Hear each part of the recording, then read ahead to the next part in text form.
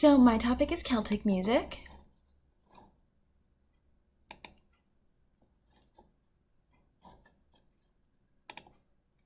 So just a little bit of history. Music played a very important role as soon as 2,000 years ago, and even possibly before that. Common Celtic musical tradition dates back to before the 1970s.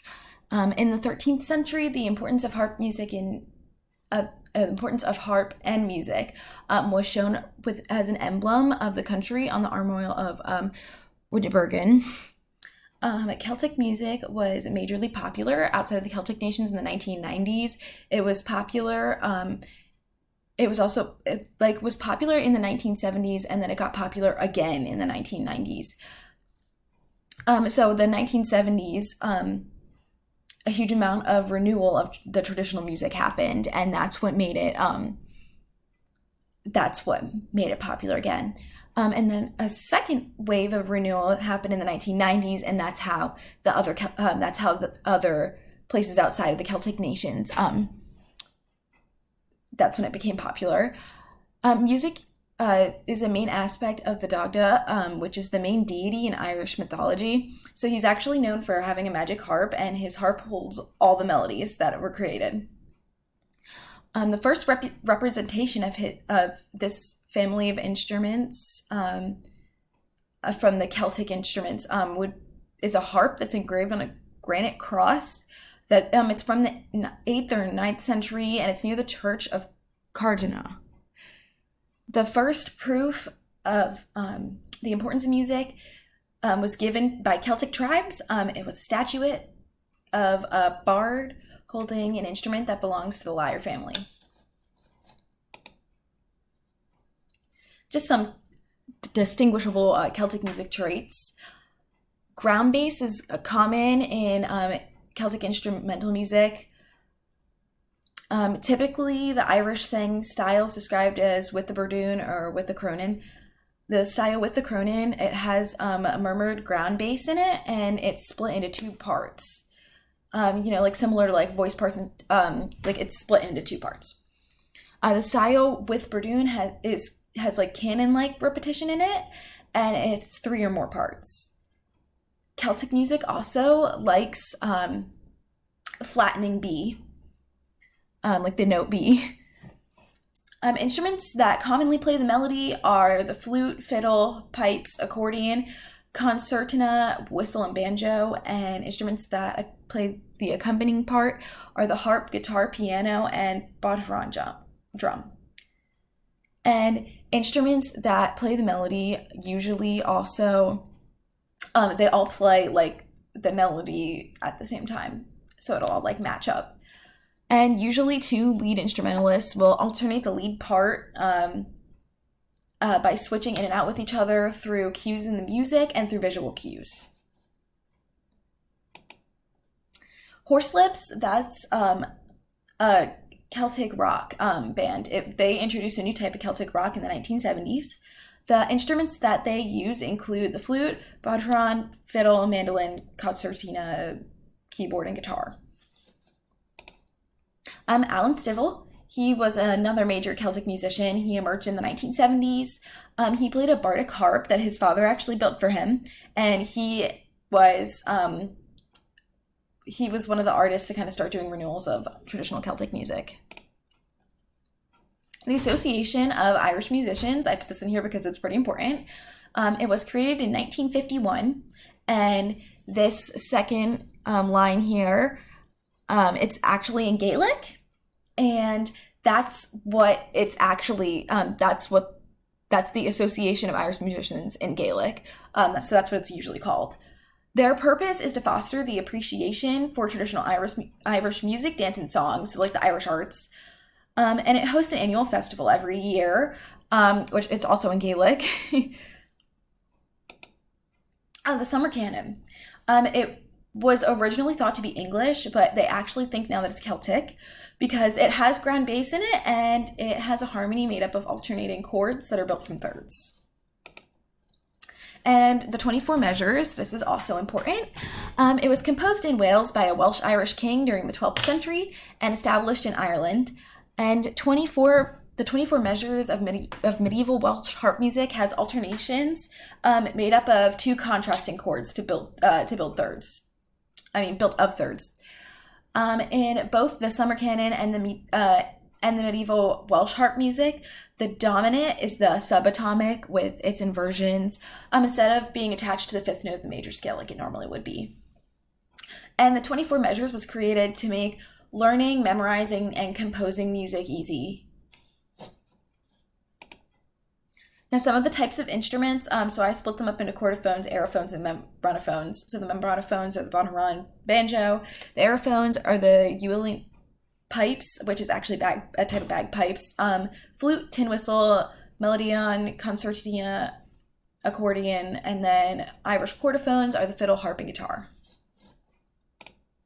The tin whistle, it was played by holding the instrument in front and blowing into one end, similar to like how you would hold a recorder.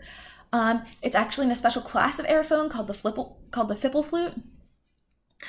Usually that's picked as the popular alternative to the flute because it's less expensive, it requires less care, it's small, it can literally fit on the inside pocket of your jacket, and it allows the musician to move their fingers faster because the fingerings are similar, but it lacks volume, it's a lot quieter.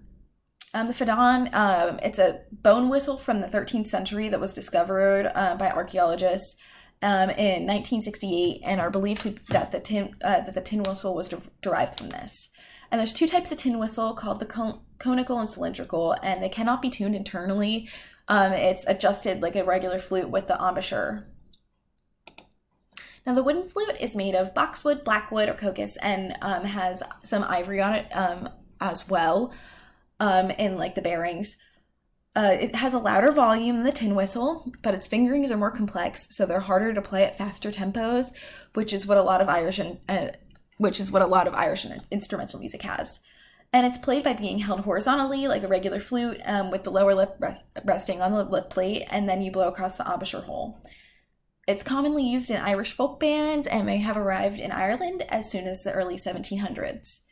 Ornamentation that is added to flute and tin whistle parts is actually due to the playing style. They're known as cuts by folk flautists call them cuts. We know them as grace notes. And the wooden flute can actually be easily identified by its combination of scales, intervals, melodic contours, and rhythms while playing. Now onto the Irish harp. The Irish harp is known for being stronger and solid, more than other types of harps, and it has thick brass strings and a one-piece sound box that's made from willow. It's played using the left shoulder, with the right hand used to play the bass strings. It's the earliest surviving Irish harp is still in playable condition, and it's at the Trinity College in Dublin. There's three types: the small low-headed harp, which was very common in the 14th, 15th century, the large low-headed sharp, which existed in the 16th and 17th century, and the high-headed sharp, which was in the 18th century. Fully framed harp first appeared in Ireland around the 19th century. And this creote is a term used for the Irish harp in the 9th century, and the clarish is a term used to describe the Irish harp in the 16th century. And in the 14th century, harps had 30 strings and 4 octaves. In 1581, it had 43 thick brass strings and had like a sweet tone sound to it. In the 1700s, it had 40 strings. And these are used by classical folk and folk rock groups. The Yulin Pipes, they were mentioned as early as the 19th century. And the main feature about them is the underarm bellows that are used to inflate the bag. That's actually used instead of a blowpipe. And the word Yulin is based off of the Gaelic word for elbow because, like I said, it goes under the arm, so it's squeezed with the elbow. And it gives off a soft melodic sound. The function of the unfigured droning pipes is to provide a constant, unchanging accompaniment while they're playing. And to learn the Yulin pipes, they say that you must spend 7 years listening, 7 years practicing, and 7 years playing. And they also recommend being able to speak Gaelic because it makes it easier. And it's made up of, the bag is made of sheepskin, the pipes are made from boxwood or ebony, and ivory or silver fittings are placed on it. Now for the fiddle, it's held at a slope below the shoulder of the player, and the left hand is depressed to support the neck with the ball of your hand. And the bow is held above the nut. It's restricted to the upper third length of the instrument only, though.